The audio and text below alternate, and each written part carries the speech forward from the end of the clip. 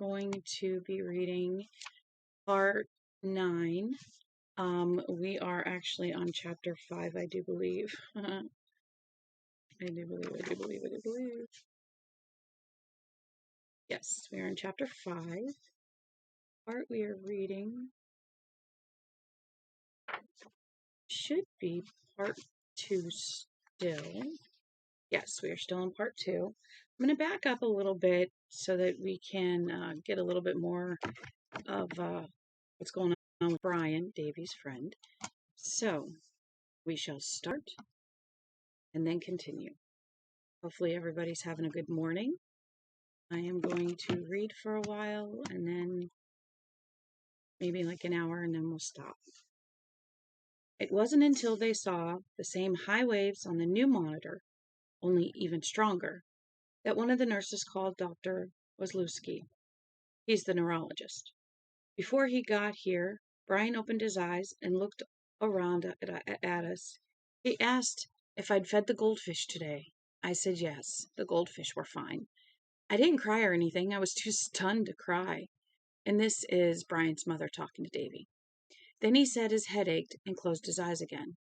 When Dr. Wazlewski came in, Brian looked like he was still in a coma, and I saw him give the nurse a look like, "Why did you bother me with this, Sure, David said. But when the doctor clapped his hands beside his ear, he opened his eyes again right away. Should have seen that old Pollock's face, Davy, she laughed. The cracked, cackling laugh of a madwoman. Then Brian said he was thirsty and asked if he could have a drink of water. She broke down entirely then, her sobs so loud in his ear that they almost hurt. Then they faded, and Bry's dad said, "David, you still there?" He sounded none too steady himself, but he wasn't outright bawling, which was a relief. Sure. Brian doesn't remember the accident, doesn't remember anything after doing his homework in his room the night before it happened. But he remembers his name and his address and our names. He knows who the president is, and he could do simple math problems. Dr. Wazlewski says he's heard of cases like this, but never actually seen one. He called it a clinical miracle. I don't know if that actually means anything or if it's just something he's always wanted to say, and I don't care. I just want to thank you, David. So does Debbie, from the bottom of our hearts. Me? David asked. A hand was tugging his shoulder, trying to get him to turn around. He resisted it. What are you thanking me for? For bringing Brian back to us. You were talking to him. The waves started showing up just after you left. He heard you, Davy. He heard you and came back. It wasn't me, David said. He turned around. His folks were all but looming over him, their faces frantic with hope, amazement, confusion. His mother was crying. What a day for tears it had been. Only Pye, who usually bawled at least 6 hours out of every 24, seemed to have her shit together. I know what I know, Mr. Ross said. I know what I know, David. He had talked to his parents before they stared at him so hard they set his shirt on fire. But before he did, there was one other thing he had to know. What time did he wake up? Ask about the goldfish. How long after you started seeing his brainwaves? Well, they changed the monitor. She told you that, and then, I don't know. He trailed off for a moment, then said, Yes, I do. I remember hearing the Columbus Broad fire whistle just before everything happened. So it must have been a few minutes past 5. David had nodded, unsurprised. Right around the time the voice in his head had told him, You're praying already. Can I come and see him tomorrow? Mr. Ross had laughed then. David, you can come see him at midnight if that's what you want. Why not? Dr. Wazlewski says we have to keep waking him up anyway and asking him stupid questions. I know what he's afraid of, that Brian will slip back into a coma. But I don't think that's going to happen. Do you? Nope, David said. Bye, Mr. Ross. He hung up the telephone then, and his parents all but pounced on him. How did it happen? They wanted to know. How did it happen, and what do you think You had to do with it. What did they think you had to do with it? David felt an urge then, an amazing strong one, to cast his eyes down modestly and say, well, he woke up. That's really all I know, except, well, he would pause with seeming reluctance and add, Mr. and Mrs. Ross think he might have heard my voice and responded to it. But you know how upset they've been. That's all it would take to start a legend. Part of him knew, and he wanted to do it. Part of him really, really wanted to do it. It wasn't the strange, inside-out voice that stopped him, but a thought of his own, one that was more intuited, in, intuited than articulated. If you take the credit, it stops here. What stops? Everything that matters, the voice of intuition responded. Everything that matters.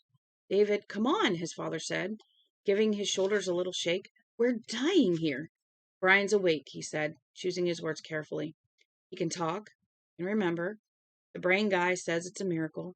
Mr. and Mrs. Ross think I had something to do with it. Then he heard me talking to him. Daddy heard me talking to him and came back. But nothing like that happened. I was holding his hand and he wasn't there. He was the most gone person I'd ever seen in my life. Ever saw in my life. That's why I cried.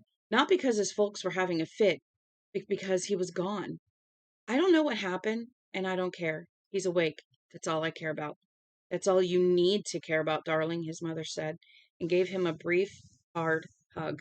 I'm hungry, he said. What's for supper? Part 3. Now he hung in the black, blind, but not deaf, listening for the voice. The one Reverend Jean Martin called the still, small voice of God. Reverend Martin had listened carefully to David's story not once, but many times over the last 7 months, and he seemed especially pleased by David's recounting of how he had felt during the conversation with his parents after he had finished talking to Mr. Ross. You were completely correct, Reverend Martin had said. It wasn't another voice you heard at the end, especially not the voice of God, except in the sense that God always speaks to us through our consciences. Consciences. Secular people, David, believe that the conscience is only a kind of censor, a place where social sanctions are stored. But in fact, it is itself a kind of outsider, often guiding us to good solutions, even in situations far beyond our understanding. Do you follow me? I think so. You didn't know why it was wrong to take the credit for your friend's recovery, but you didn't need to. Satan tempted you as he tempted Moses, but in this case, you did what Moses didn't and couldn't. First understood, then withstood. What about Moses? What did he do? Reverend Martin told him the story of how, when the Israelites he'd led out of Egypt were thirsty, Moses had struck a stone with Aaron's staff and brought water gushing out of it. And when the Israelites asked to whom their thanks should be directed, Moses said they should thank him. Reverend Martin sipped from his teacup, with happy, joyous, and free printed on the side, as he told his story. But what was in the cup didn't exactly smell like tea to David. It smelled more like whiskey his dad sometimes drank while watching the late news. Just one little misstep in a long, hard-working life in the service of the Lord, Reverend Martin said cheerfully. But God kept him out of the promised land for it. Joshua led him across the river, nasty, ungrateful bunch that they were. This conversation had taken place on a Sunday afternoon in June. But then the two of them had known each other for quite a while and grown comfortable with each other. David had fallen into the habit of going to church in the morning, then walking over to the Methodist parsonage on Sunday afternoon and talking with Reverend Martin for an hour or so in his study. David looked forward to these meetings, and Jean Martin did too. He was immensely taken with the child, who seemed at one moment an ordinary boy, and at the next someone much older than his years. And there was something else. He believed that David Carver, had been touched by God, and that God's touch might not yet have departed. He was fascinated with the story of Brian Ross and by how what had happened to Brian had caused David, a perfect late 20th century religious illiterate, to seek answers, to seek God. He told his wife that David was the only honest convert he had ever seen, and that what had happened to David's friend was the only modern miracle he'd ever heard of he could actually believe in. Brian had turned out fine and dandy except for a slight limp, and the doctors said even that might be gone in a year or so. Marvelous, Stella Martin replied. That will be a comfort to me and the baby if your young friend says the wrong thing about his religious instruction and you wind up in court facing child abuse charges. You have to be careful, Jean, and you're crazy to be drinking around him. I'm not drinking around him, Reverend Martin had replied, suddenly finding something interesting to look at out the window. At last he had returned his eyes to his wife. As to the other, the Lord is my shepherd. He went on seeing David on Sunday afternoons. He was not quite 30 himself, and discovering for the first time the pleasures of writing on a perfectly blank slate. He didn't quite quit mixing Seagram's with his tea, a Sunday afternoon tradition of long standing, but he left the study door open whenever he and David were together. The TV was always on during their conversations, always punched to mute, and tuned to the various Sunday afternoon athletic contests. Soundless football when David first came to Reverend Martin, then soundless basketball, then soundless baseball. It was during the soundless baseball game between the Indians and the A's that David sat mulling over the story of Moses and the water from the rock. After a while, he looked up at the TV screen and said, God isn't very forgiving, is he? Yes, indeed he is, Reverend Martin said, sounding a little surprised. He has to be, because he is so demanding. But he's cruel too, isn't he? Jean Martin hadn't hesitated. Yes, he said, God is cruel. I have popcorn, David. Would you like me to make some?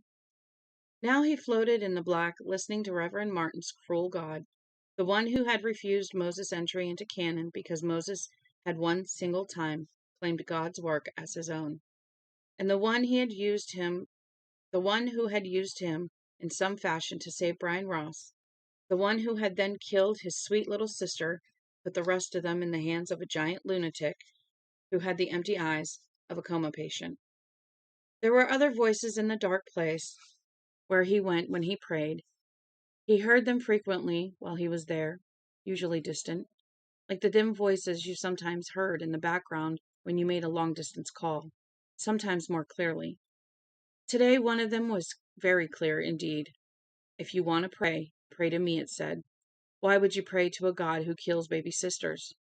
You'll never laugh at how funny she is again, or tickle her until she squeals, or pull her braids. She's dead, and you and your folks are in jail. When he comes back, the crazy cop, he'll probably kill all three of you, the others as well. This is what your God did, and really, what else would you expect from a God who kills baby sisters? He's as crazy as a cop when you get right down to to cases. Yet you kneel before him. Come on, Davy, get a gift, get a life, get a grip. Pray to me. At least I'm not crazy. He wasn't rocked by this voice, not very anyway. He'd heard it before, perhaps first wrapped inside the strong impulse to give his folks the impression that he had called Brian back from the deep reaches of his coma. He heard it more clearly, more personally, during his daily prayers, and this had troubled him. But when he told Reverend Martin about how that voice would sometimes cut in as if it were on a telephone extension, Reverend Martin had only laughed. Like God, Satan tends to speak to us most clearly in our prayers and meditations, he said. It's when we're most open, most in touch with our pneuma. Pneuma? What's that? Spirit. The part of you that yearns to fulfill its God-made potential and be eternal. The part that God and Satan are squabbling over even now. He had taught David a little mantra to use at such times, and he used it now. See in me, be in me, he thought over and over again. He was waiting for the voice of the other to fade, but he also needed to get ahead or to get above the pain again. It kept coming back like cramps. Thinking about what had happened to Pi hurt so deep. And yes, he did resent God for letting the insane cop push her down those stairs. Resented, hell, hated. See in me, God. Be in me, God. See in me, be in me. The voice of Satan, if it was indeed him, David didn't know for sure, faded away, and for a while there was only the dark. Tell me what to do, God. Tell me what you want, and if it's your will that we should die here, help me not to waste time being mad or being scared or yelling for an explanation. Distant, the howl of a coyote, then nothing. He waited, trying to stay open, and still there was nothing. At last he gave up and spoke the prayer ending words that Reverend Martin had taught him, muttering them into his clasped hand.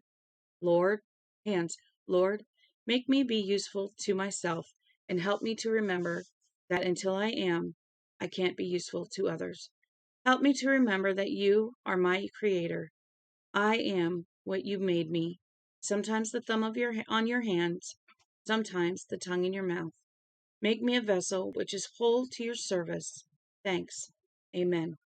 He opened his eyes, as always.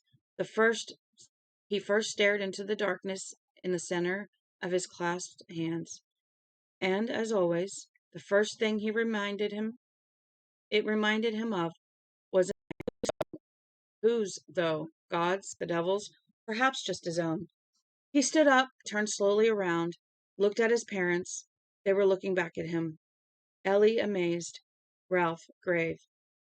Well, thank heaven, his mother said. She gave him a chance to reply, and when he didn't, she asked, Were you praying? You were down on your knees almost half an hour. I thought you must have gone to sleep. Were you praying? Yes. Do you do it all the time, or is this a special case? I do it 3 times a day, in the morning, at night, and once somewhere in the middle.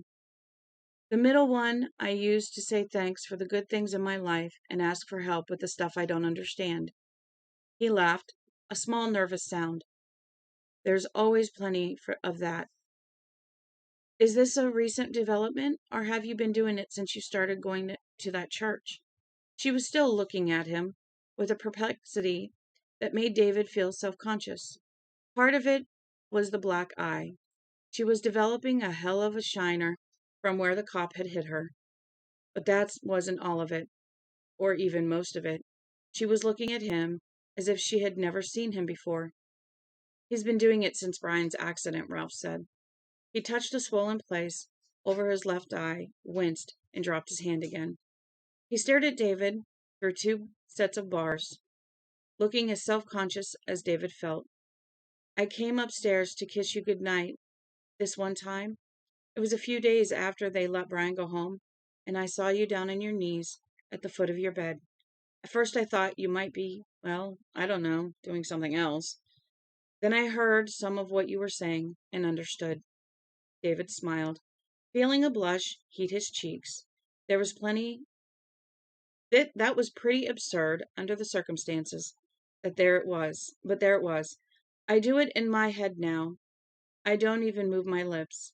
A couple of kids heard me mumbling to myself one day in study hall and thought I was going feeble. Maybe your father understands, but I don't, Ellie said. I talk to God, he said. This was embarrassing.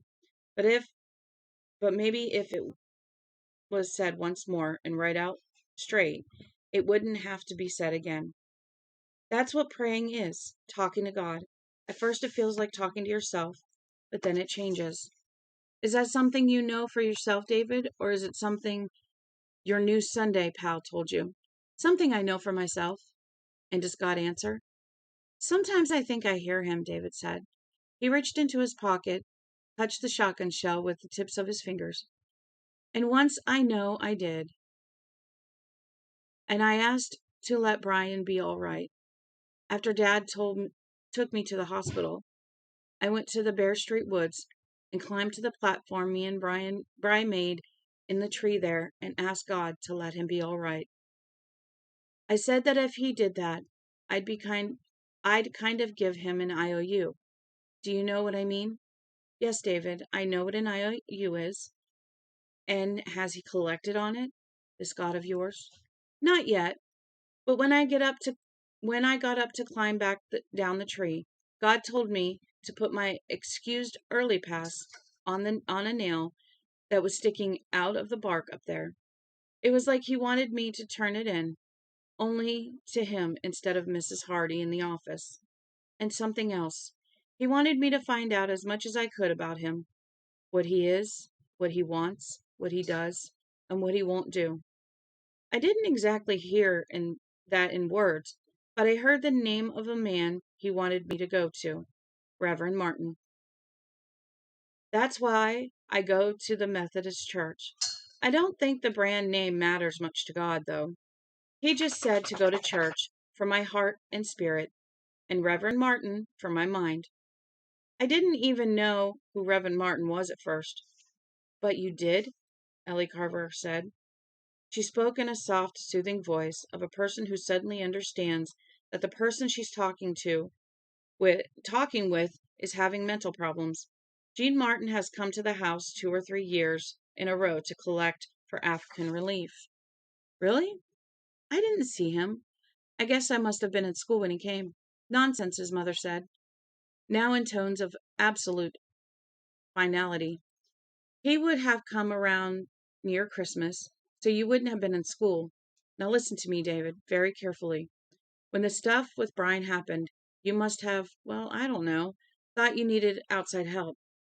And your subconscious dredged up the only name it knew.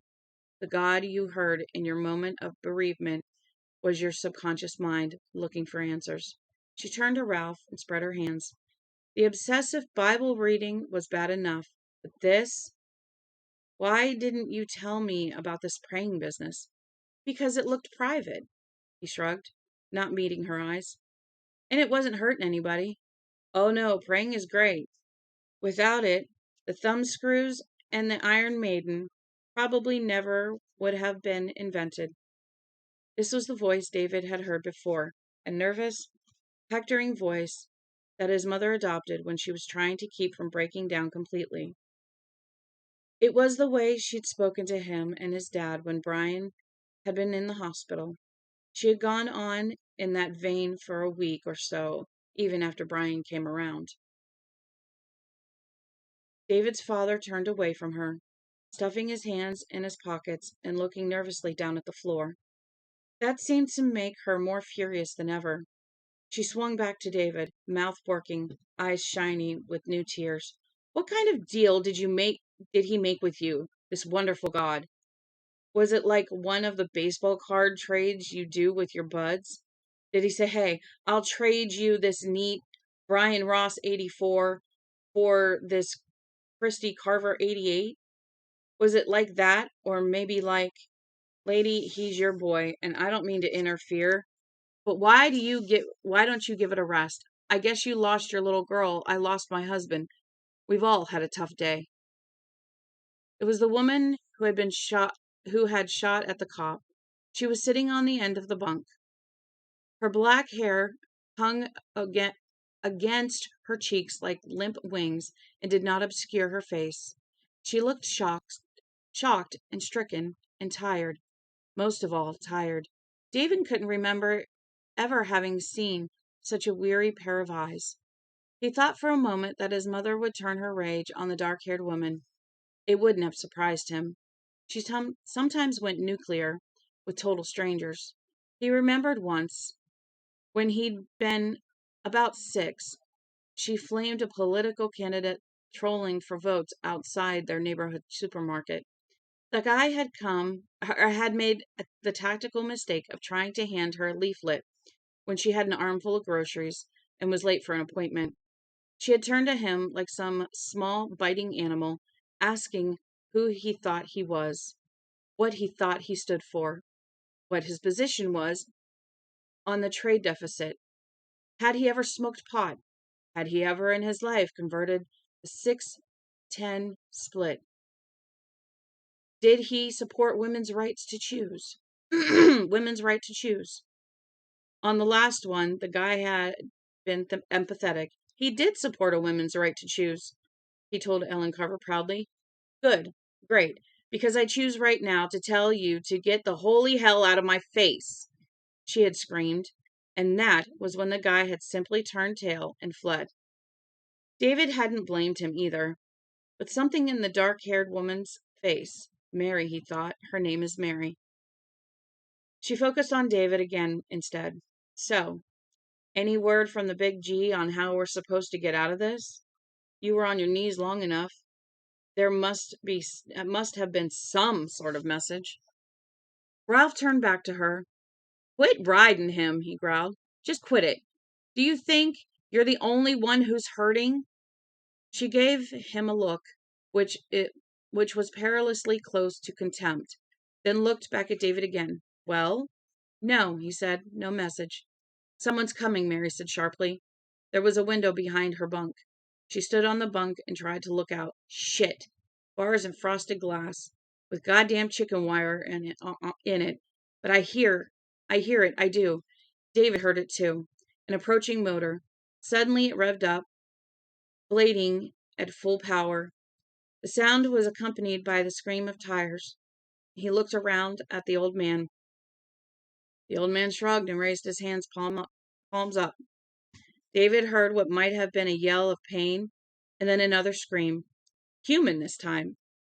It would be better to think it had been a scream of wind caught in the gutter or a downspout, but he thought it had almost certainly been human. What the hell? Ralph said. Jesus, someone's screaming his head off. Is it the cop, do you think? God, I hope so, Mary cried fiercely. Still standing on the bunk and peering at the useless window. I hope someone's pulling the son of a bitch's lungs right out of his chest. She looked around at them.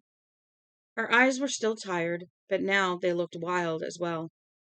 It could be help. Have you thought of that? It could be help. The engine, not too close, but by no means distant, revved. The tires screamed again. Screamed the way they did in the movies and on TV, but hardly ever in real life. Then there was a clunking sound. Wood, metal, maybe both. A brief honk, as if someone had inadvertently struck the car's horn. A coyote howl rose, wavering and glassy. It was joined by another, and another, and another. They seemed to be mocking the dark-haired woman's idea of help. Now the motor was approaching, rumbling at a sedate level just above an idol. The man with the white hair was sitting at the foot of the cell's bunk, his hands pressed together, finger to finger, between his thighs. He talked without raising his eyes from his hands. Don't get your hopes up. His voice sounded as cracked and dusty as the salt flats west and north of here. Ain't nobody but him. I recognize the sound of the motor. I refuse to believe that, Ellie Carver said flatly. Refuse all you want, the old man said. It don't matter. I was on the committee that approved the money for the new town cruiser. Just before I finished my term and retired from politics, that was. I went over to Carson City last November with Collie and Dick, and he bought it at a DEA auction. That very car. I had my head under the hood before we bid on her, and drove her halfway home at speeds varying from 65 to 110. I recognize her, all right. It's our'n. And as David turned to look at the old man, the still, small voice, the one he had first heard in Brian's hospital room, spoke to him. As usual, its arrival came pretty much as a surprise, and the two words it spoke made no immediate sense. The soap. He heard the words as clearly as he heard, "You're praying already," while he'd been sitting in the Viet Cong lookout with his eyes closed. The soap. He looked into the left rear corner of the cell he was sharing with old Mr. Whitehair. There was a toilet with no seat. Beside it was an ancient, rust-stained porcelain sink. Sitting beside the right-hand spigot was a green bar of what could only be Irish spring soap. Outside, the engine sound of the Desperation police cruiser grew fatter and closer. A little further off, the coyotes howled. To David, that howling had begun to sound like the laughter of lunatics after the keepers have decamped the asylum. Part 4. The Carver family had been too distraught and too focused on their captor to notice the dead dog hung from the welcome to town sign. But John Marinville was a trained noticer, and in truth, the dog was now hard to miss. Since the Carvers had passed this way, the buzzards had found it. They sat on the ground below the carcass, the ugliest birds Johnny had ever seen. One pulling on old Shep's tail, the other gnawing at one of his dangling feet. The body swung back and forth on the rope, twisted around its neck. Johnny made a sound of disgust. Buzzards, the cop said. Gosh, aren't they something? His voice had thickened a great deal. He had sneezed twice more on the ride in from town. And the second time, there had been teeth in the blood he sprayed out of his mouth. Johnny didn't know what was happening to him, and he didn't care. He only wished it would hurry up. I'll tell you something about buzzards, the cop continued. They wake to sleep and take their waking slow. They learn by going where they have to go. Wouldn't you agree, mon capitaine? A lunatic cop who quoted poetry. How satire. Whatever you say, officer. He had no intention of antagonizing the cop again, if he couldn't help it. The guy seemed to be self-destructing, and Johnny wanted to be around when the process was over. They rolled past the dead dog and the grisly-skinned-looking things dining on it. What about the coyotes, Johnny? What was up with them? But he wouldn't let himself think about the coyotes, lined up along both sides of the road at neat intervals like an honor guard, or of how they had peeled off like the Blue Angels as soon as the cruiser passed, running back into the desert as if their heads were on fire and their asses were catching. They fart, you know, the cop said in a blood-soaked voice. Buzzards fart. No, I didn't know that. Yes, sir, only birds that do. I tell you so you can put it in your book. Chapter 16 of Travels with Harley. Johnny thought the putative title of his book had never sounded so quintessentially stupid. They were now passing a trailer park. Johnny saw a sign on the front of one rusty roof, sagging double wide, which read, I'm a gun-toting, Snapple-drinking, Bible-reading, Clinton-bashing son of a bitch. Never mind the dog. Beware of the owner.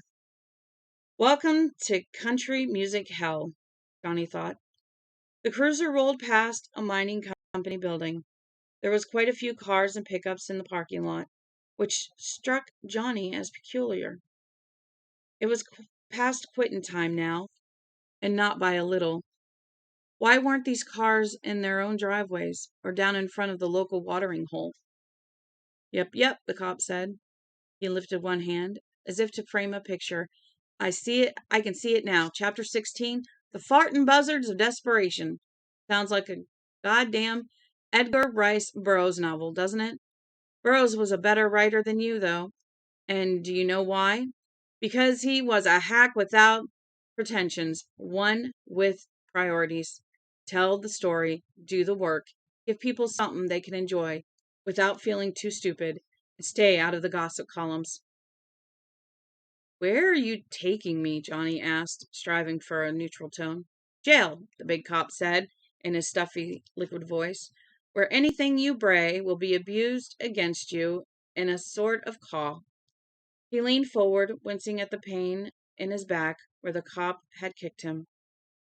You need help, he said. He tried to keep his voice non-accusatory, even gentle. Do you know that, officer? You're the one who needs help, the cop replied. Spiritual, physical, and editorial. Talk. But no help is going to come, Big John. You're eating your last literary lunch, and You've eaten your last literary lunch and fucked your last culture cunt. You're on your own in the wilderness, and this is going to be the longest 40 days and 40 nights of your entire useless life." The words rung in his head like the peal of some sickly bell. Johnny closed his eyes for a moment, then opened them again. They were in the town proper now, passing Gale's Beauty Bar on one side and True Value Hardware on the other. There was nobody on the sidewalks. Absolutely nobody. He'd never seen a small western town that was actually bustling. But this was ridiculous. No one at all. As they passed the Conoco gas station, he saw a guy in the office rocking back in his chair with his feet up on the desk. But that was it, except up ahead, a pair of animals were trotting lazily across what appeared to be the town's only intersection, moving on a diagonal beneath a blink of light. Johnny tried to tell himself they were dogs, but they weren't dogs. They were coyotes. It's not all the cop, Johnny. Don't you think it is? Something not normal is going on here. Something very much not normal. That sentence made no sense. It's not all the cop, Johnny. Don't you think it is? How? I'll figure it out. As they reached the intersection, the cop slammed on the brakes. Johnny, not expecting it, was thrown forward into the mesh between the front and back seats. He hit his nose and bellowed with surprised pain. The cop took no notice of him. "Billy Rancourt," he cried, delighted. "Damn, that's Billy Rancourt. I wondered where he got off to. Drunk in the basement of the Broken Drum. I bet you that's where he was. Dollars to donuts. Big balls Billy. Damn, if it's not." "My does," Johnny cried. It had started bleeding again, and he once more sounded like a human foghorn. "Oh, Christ, it hurts." "Shut up, you baby," the cop said. "Gosh, aren't you spleeny?" He backed up a little, then turned the cruiser so it was facing west on the cross street. He cranked his window down and poked his head out. The nape of his neck was now the color of age-darkened bricks, badly blistered, crisscrossed with cranks. Bright lines of blood filled some of these. "Billy," the cop yelled. "Yo, you Billy Rancourt? Hey, you old cuss." The western end of Depression appeared to be a residential section, dusty and dispirited, but maybe a cut or two above the trailer park. Through his watery eyes, Johnny saw a man in blue jeans and a cowboy hat standing at the center of the street. He had been looking at two bicycles which sat there upside down, with their wheels sticking up. There had been three, but the smallest, a candy pink little girl's bike, had fallen over in the strengthening wind. The wheels of the other two spun madly. Now, this fellow looked up, saw the cruiser, waved hesitantly, then started toward them. The cop pulled his large square head back in. He turned to look at Johnny, who understood at once that the guy out there couldn't have gotten a good look at this particular officer of the law. If he had, he would have been running in the other direction right now. The cop's mouth had the sunken, infirm look of lips with no teeth to back them up, and blood ran from the corners in little streams. One of his eyes was a cauldron of gore, except for an occasional gray flash from its swimming depths. It could have been a plucked socket. A shiny mat of blood covered the top half of his khaki shirt. "That's Billy Rancourt," he confided happily. "He cuts my hair. I've been looking for him." He lowered his voice at that register at which confidences are imparted and added.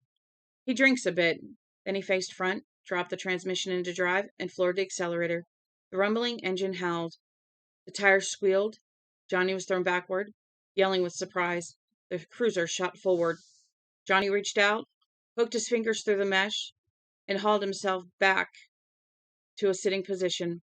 He saw the man in blue jeans and cowboy hat, big balls Billy Rancourt, just standing there in the street, 10 feet or so in front of the bikes, frozen, watching them come. He seemed to swell in the windshield as the cruiser ran at him. It was like watching some crazy camera trick. No, Johnny shrieked, beating his left hand at the mesh behind the cop's head. No, don't, mister, look out! At the last minute, Billy Rancourt understood and tried to run. He broke to his right, toward a ramshackle house, squatting tiredly behind a picket fence. But it was too little, too late. He yelled, then there was a crump as the cruiser struck him hard enough to make the frame shudder. Blood splattered the picket fence. There was a double thud from underneath the car as the wheels ran over the fallen man, and then the cruiser hit the fence and knocked it down. What? The big cop jammed on the brakes, bringing the cruiser to a stop in the bald dirt dooryard of a ramshackle house. Johnny was thrown forward into the mesh again. This time he managed to get his arm up and his head down, protecting his nose. Billy, you bugger, the cop cried happily. Takala. Billy Rancourt screamed. Johnny turned in the back seat of the cruiser and saw him crawling as fast as he could toward the north side of the street. That wasn't very fast. He was trailing a broken leg. There were tread marks running across the back of his shirt and the set of his jeans. His cowboy hat was sitting on the pavement, now turned upside down like the bicycles. Billy Rancourt bumped it with one knee, knocking it aslant, and blood poured out over the brim like water. More blood was gushing from his split skull and broken face. He was badly hurt, but although he had been struck amidships and then run over, he didn't appear even close to dead. That didn't surprise Johnny much. Most times it took a lot to kill a man. He had seen it again and again in Vietnam. Guys alive with half their heads blown off, guys alive with their guts piled in their laps and drawing flies, guys alive with their jugulars spouting through their dirty fingers. People usually died hard. That was the horror of it. Yeehaw! The cop yelled and dropped the cruiser's transmission into reverse. The tires screamed and smoked across the sidewalk, bounced back into the street, and ran over Billy Rancourt's cowboy hat. The cruiser back deck hit one of the bikes. It made a hell of a bang, cracked the rear window, then flew out of sight for a moment before coming down in front. Johnny had time to see that Billy Rancourt had stopped crawling, that he was looking back over his shoulder at them, that his blood-streaked, broken-nosed face wore an expression of unspeakable resignation. He can't even be 30, Johnny thought.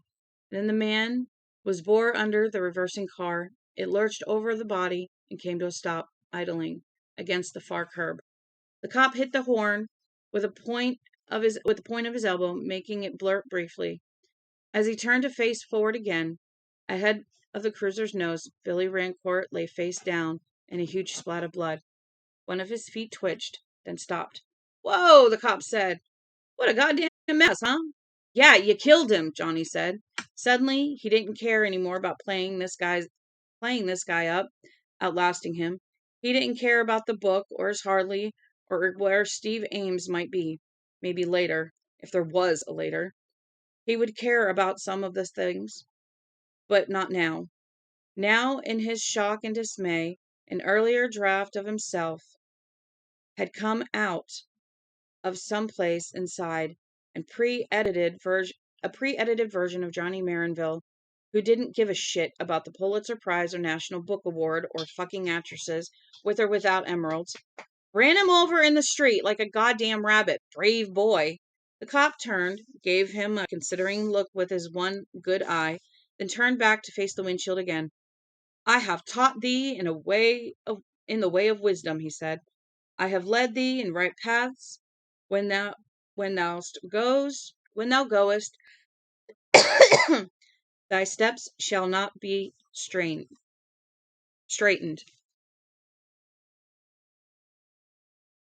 And that's not even the word straight. It's like a a river straight, one of those paths. I don't know why they put it there. And when thou runnest, thou shalt not stumble. That's from the book of adverbs, John. But I think old Billy stumbled. Yes, I do. He was always a glue foot. I think that was his basic problem. Johnny opened his mouth. For one of the few times in his entire life, nothing came out. Maybe that was just as well. Take fast hold of instruction.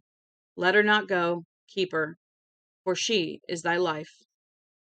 That's a little advice you can afford to take, Mr. Marinville, sir. Excuse me for a minute. He got out and walked to the dead man in the street. His boots seemed to shimmer in the strengthening wind, as the strengthening wind blew sand across them.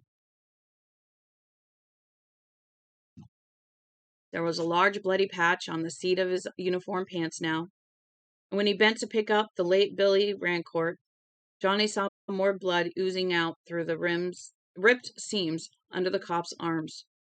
It was as if he was literally sweating blood. Maybe so. Probably so. I think he's on the verge of crashing and bleeding out, the way hemophiliacs sometimes do. If he wasn't so Christing big, he'd probably be dead already. You know what you have to do, don't you? Yes, of course he did. He had a bad temper, a horrible temper, and it seemed that not even getting the shit kicked out of him by a homicidal maniac had changed that. What he had to do now was keep that temper under control. No more cracks, like calling the cop a brave boy just now. That had earned him a look Johnny hadn't liked at all, a dangerous look. The cop carried Billy Rancourt's body across the street, stepping between the two fallen bikes, and past the one with its wheels still whirling, and its spokes shining in the evening light. He tromped over the knocked-down piece of picket fence, climbed the steps of the house behind it, and shifted his burden so he could try the door. It opened with no trouble. Johnny wasn't surprised. He supposed the people out here did not, as a rule, bother locking their doors. He'll have to kill people inside, he thought. That's pretty much automatic. But the cop only bent, offloaded his burden, then backed out onto the porch's little stoop again. He closed the door and then wiped his hands above it, leaving smears of blood on the lintel. He was so tall, he didn't even have to reach to do this. The gesture gave Johnny a deep chill. It was like something out of the book of Exodus. Instructions for the angel of death to pass on by. Except this man was the angel of death, the destroyer. The cop walked back to the cruiser, got in, and drove sedately back toward the intersection. Why'd you take him into there? Johnny asked. What did you want me to do? The cop asked. His voice was thicker than ever. Now he seemed almost to be gargling his words. Leaving for the buzzards? I'm ashamed of you, mon captain. You've been living so long with so-called civilized folk that you're starting to think like them, the dog. A man is not a dog, the cop said in a prim, lecturely voice. He turned right at the intersection, then almost immediately hung a left, turning into a parking lot next to the town's municipal building. He killed the engine, got out, opened the right-hand rear door.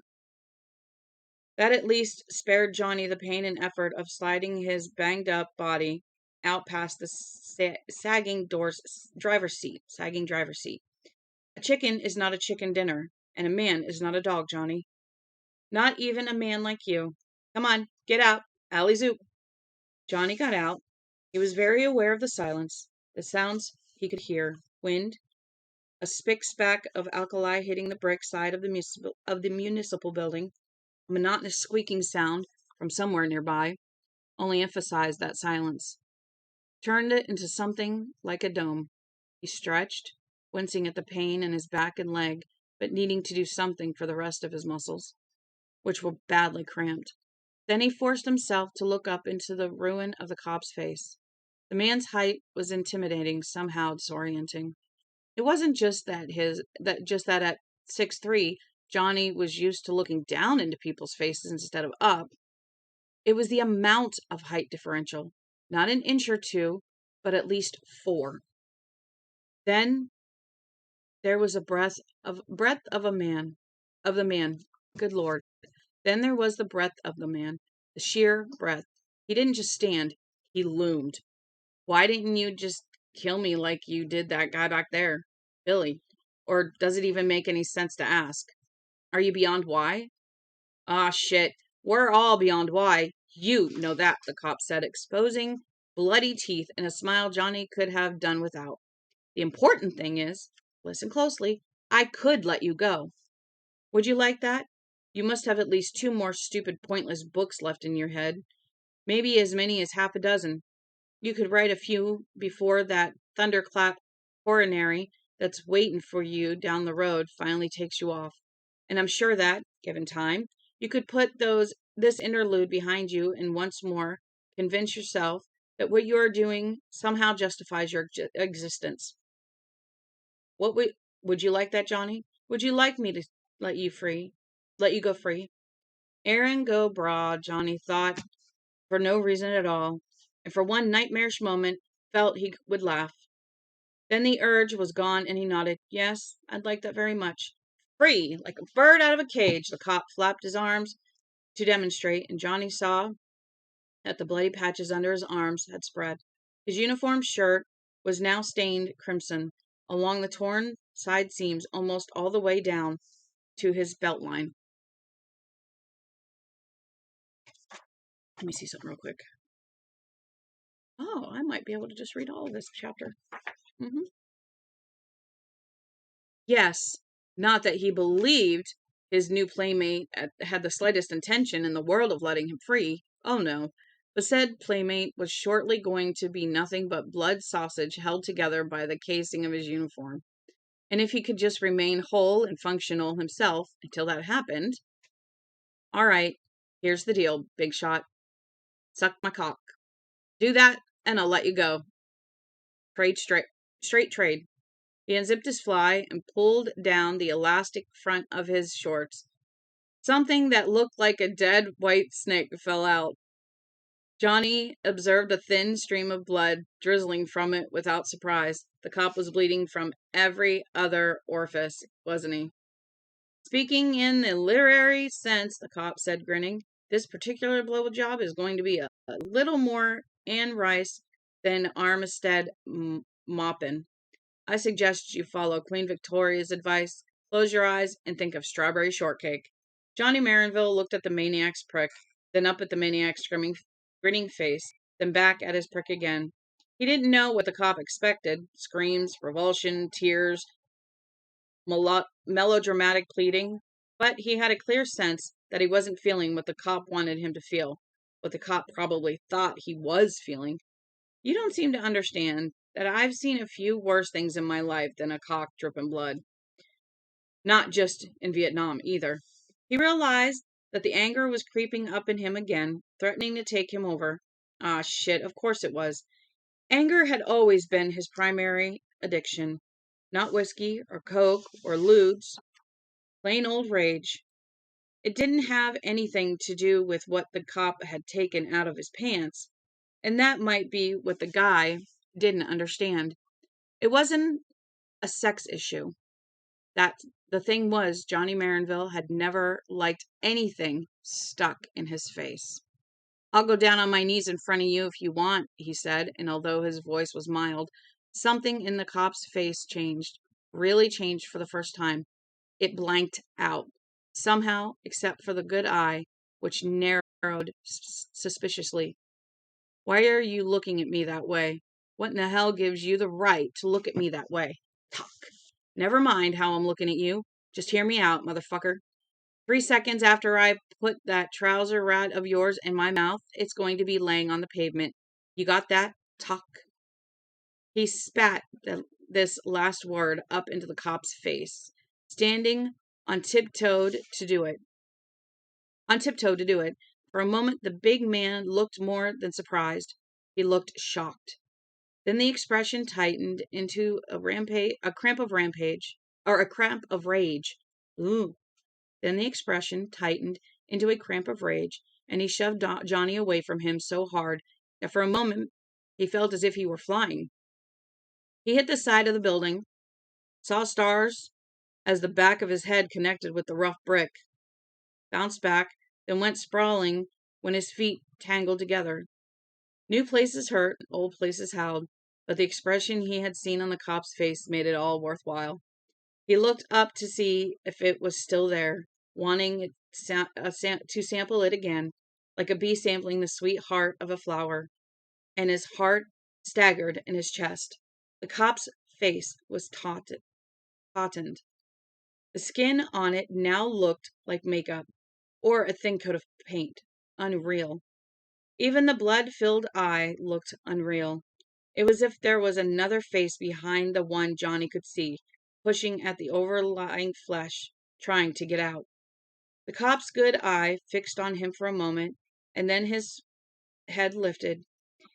He pointed at the sky with all 5 fingers of his left hand.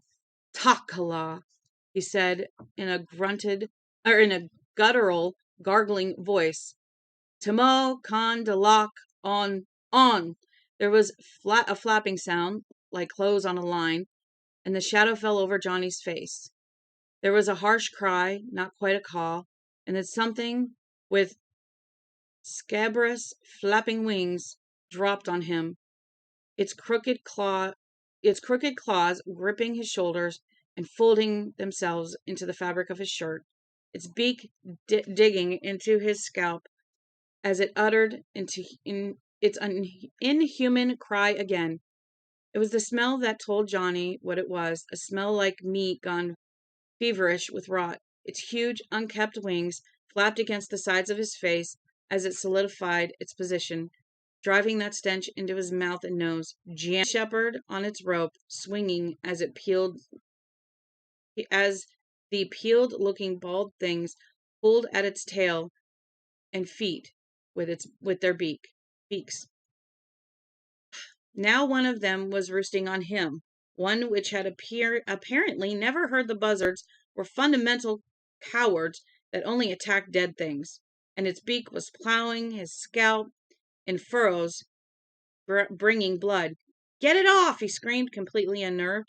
He tried to grab the wide, beating wings, but got only 2 fistfuls of feathers, nor could he see. He was afraid that if he opened his eyes, the buzzard would shift its position and peck them out. Jesus, please get it off me! Are you going to look at me properly if I do? The cop asked. No more insolence? No more disrespect? No more! He would have promised anything. Whatever had leaped out of him and spoken against the cop was gone now. The bird had plucked it out like a worm from an ear of corn. You promise? The bird, flapping and squalling and pulling, smelling like green meat and exploded guts on him, eating him alive. Yes, I promise. Fuck you, the cop said calmly. Fuck you, Ozpaw, and fuck your promise. Take care of it yourself, or die. Eyes squeezed to slits, kneeling, head lowered. Johnny gripped blindly for the bird, causing its wings where they joined its body. Caught its wings where they joined its body, and tore it off his head. It spasmed wildly in the air above him, chitting white screams that the wind pulled away in banners, uttering its rough cry, only there was pain in it now. Its head whipping from side to side, sobbing. Mostly what he felt was revulsion. Johnny ripped one of its wings off and threw the buzzard against the wall. It stared at him with eyes as black as tar, its blood-stained beak popping open and then snapping closed with liquid little clicks. That's my blood, you bastard, Johnny thought. He dropped the wing he'd torn off the bird and got to his feet. The buzzard tried to lurch away from him, flapping its one good wing like an oar, stirring up dust and feathers. It went in the direction of the Desperation police cruiser, but before it managed more than 5 feet, Johnny brought one motorcycle boot down on it, snapping its back. The bird's scaly legs splayed out to either side, as if it were trying to do the split. Johnny put his hands over his eyes convinced for one moment that his mind was going to snap just as the bird's back had snapped. Not bad, the cop said. You got him, Pard. Now turn around. No. He stood trembling all over, his hands to his face. Turn around. They were denying the voice. He turned and saw the cop pointing up, once again with all 5 splayed fingers. Johnny raised his head and saw more buzzards, 2 dozen at least, sitting in a line along the north side of the parking lot, looking down at them. Want me to call them? The cop asked in a deceptively gentle tone of voice. I can, you know. Birds are a hobby of mine. They'll eat you alive, if that's what I want. No. He looked at the cop and was relieved to see his fly was zipped again. There was a blood stain spreading across the front of his pants, though. No, I don't. What's the magic word, Johnny? For a moment, a horrible moment, he had no idea what the cop wanted him to say. Then it came to him. Please. Are you ready to be reasonable? Yes. I wonder about that, the cop said. He seemed to be speaking to himself. I just wonder. Johnny stood looking at him, saying nothing. The anger was gone. Everything felt gone, replaced by a kind of deep numbness. That boy, the cop said, looking up toward the second floor of the municipal building, where there were a number of opaque windows with bars outside them. That boy troubles my mind. I wonder if I shouldn't talk to you about him. Perhaps you could counsel me. The cop folded his arms against his body, raised his hands, and began to tap his fingers lightly against his collarbones.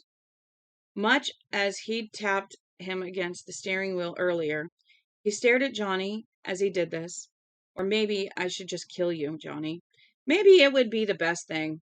Once you're dead, they might award you that Nobel you've always lusted after. What do you think? Let's see here.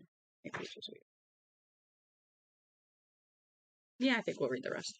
The cop raised his head to the buzzard-lined roof line of the municipal building and began to laugh. They cried harsh, cawing sounds back down at him, and Johnny was not able to stifle the thought which came to him then. It was horrible because it was so convincing. They're laughing at him because it's not his joke, it's their joke. A gust of air snapped across the parking lot, making Johnny stagger on his feet, blowing the torn-off buzzard wing across the pavement like a feather duster. The light was fading out of the day, fading too fast. He looked to the west and saw that rising dust had blurred the mountains in the direction and might soon erase them completely. The sun was still above the dust, but wouldn't be for long. It was a windstorm and headed their way. I need to check some.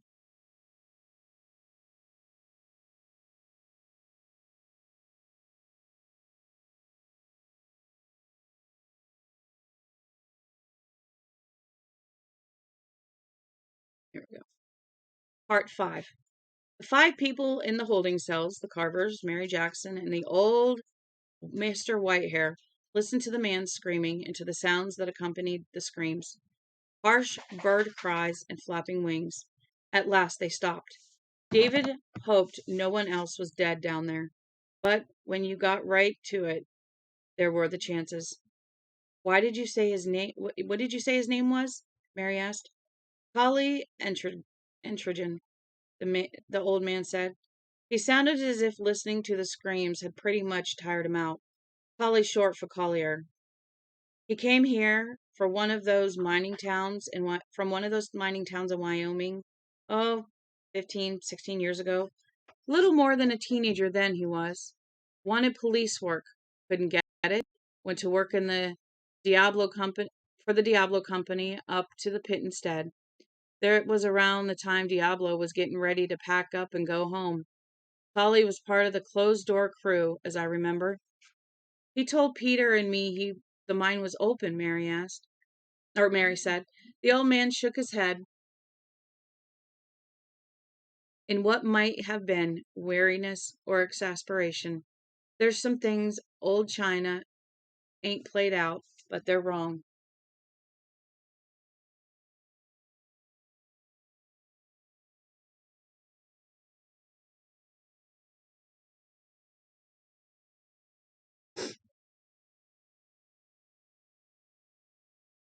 There's some things old China ain't played out, but they're wrong.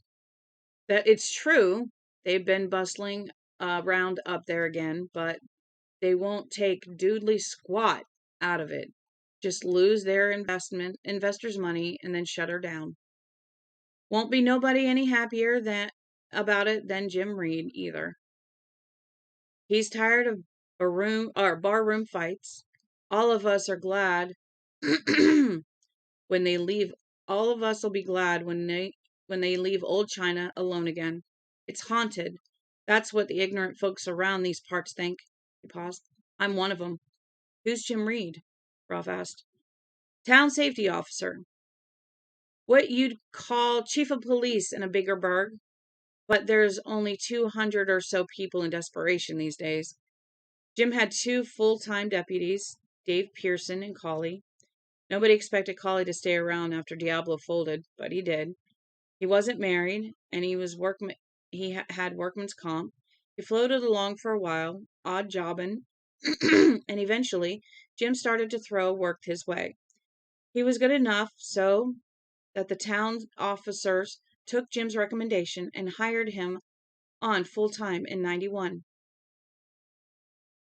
3 guys seemed like a lot of law for a town this small, Ralph said. I reckon, but he got some money from Washington, Rural Law Enforcement Act. Plus, he landed a contract with Sedalia County to keep school on the unincorporated lands round here. Pop the speeders, jug the drunks, all such as that. More coyote wails from outside. They sounded shimmery in the rising wind. Mary asked, what did he get workman's comp for? Some kind of mental problem? No. Pickin' he was riding in turned turtle on his way down into the pit yonder. The China? Just before the Diablo people gave it up as a bad job, at what this was, blew out his knee. Boy was fit enough after, but he had a limp, no questions about that. Then it's not him? Mary said flatly. The old man looked at her, shaggy eyebrows raised. The man who killed my husband does not limp. No, the man agreed. He spoke in a weird kind of serenity. No, he don't. But it's Collie, all right. I've been seeing him most every day for 15 years. I brought him drinks in the brown drum and had him buy me a few in return over at Bud Suds. He was the one who came to the clinic, took pictures, and dusted for prints the time those fellows broke in. Probably looking for drugs, they were. But I don't know. They never caught him. Are you a doctor, mister? David asked. Vet, he told him. The old man said, Tom Billingsley is my name. He held out a big, worn hand that shook a little. David took it gingerly. Now I remember him.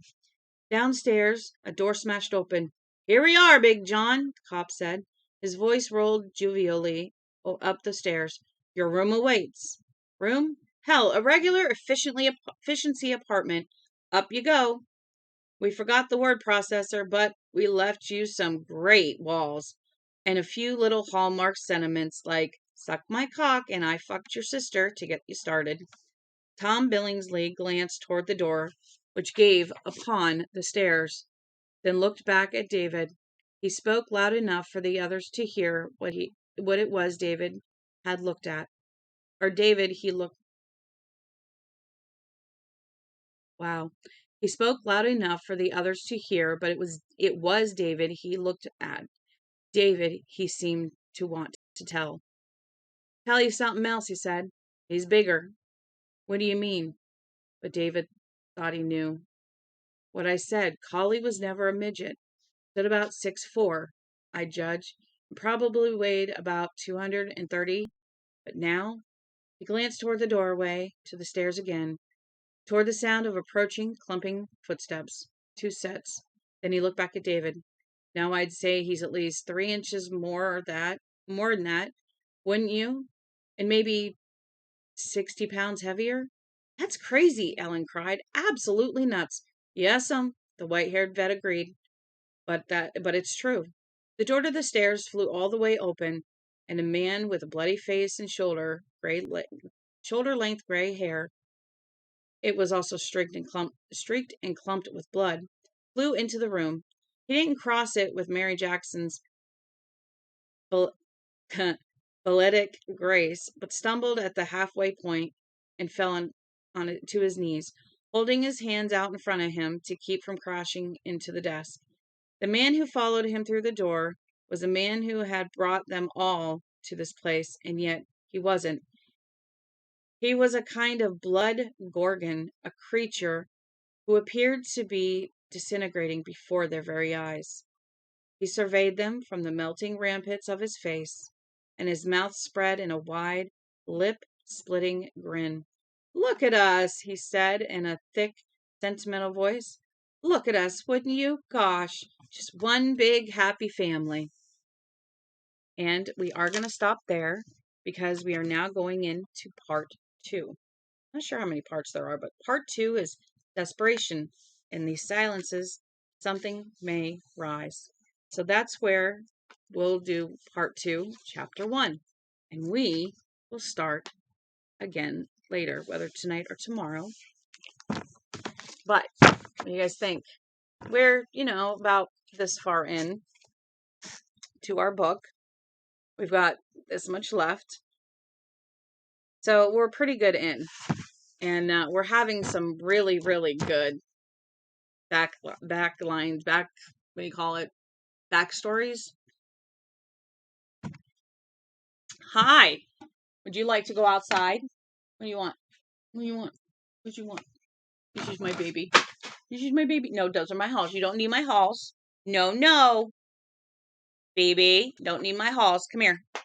Come here. Come here. Come here. Say hi. Come here. Say hi, everybody. Say hi, everybody. Hi. Hi, Mama. What's she doing, Harley? Phoebe's got to be over you. She's like, I gotta have the attention. I got to have the attention. Always my ew. I don't want your nose on my face. Do you guys need to go outside? Is that what you need? All right. I am gonna let you guys go. I really appreciate you guys sticking with me. I appreciate you if you follow me, and if you don't, go ahead and follow me. I'm going to come up with a schedule. I'm still working on it. Because I got to work around appointments and stuff and make sure that I can keep a steady. But I think I'm going to do, like, every morning I'm going to read. And I think that'll be a good schedule at least. And I'll put, like, between hours. And this seems to be a good start between 10 and 11. And going until, almost noon to talk. So we'll see that. I've got to go. Thank you very much. I love you guys. Y'all have a good day. And we will talk again soon. Bye.